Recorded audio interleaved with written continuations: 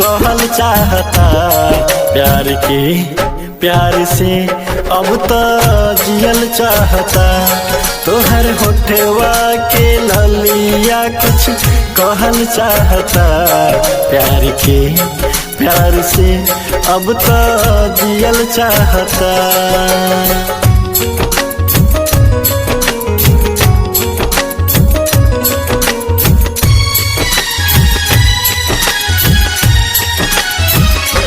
तोहर चेहरा नूरानी जैसे चांद के अजोरिया। लागे नाही रब्बा केहू के कबहू नजरिया।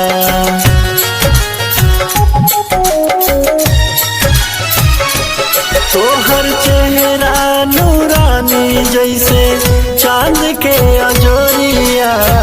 लागे नाही रब्बा केहू के कबहू नजरिया। तोहर के सिया हो, तोहर के सिया के छैया करे रहल चाहता। प्यार के प्यार से अब तो जियल चाहता। तोहर होठवा के ललिया कुछ कहल चाहता। प्यार के प्यार से अब तो जियल चाहता।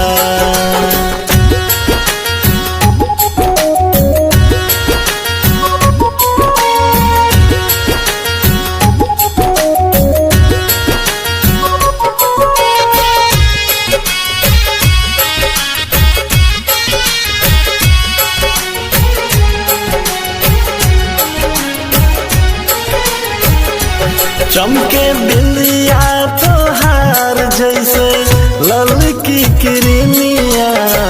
चले लूट लागे सचहू नाचले हिरनिया।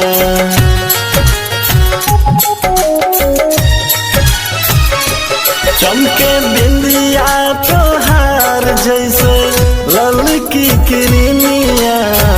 चले लूट लागे सचहू नाचले हिरनिया। तोहर मीठी मीठी बोलिया तो सुनल चाहता। प्यार के प्यार से अब तो जियल चाहता। तोहर होठवा के ललिया कुछ कहल चाहता। प्यार के प्यार से अब तो जियल चाहता।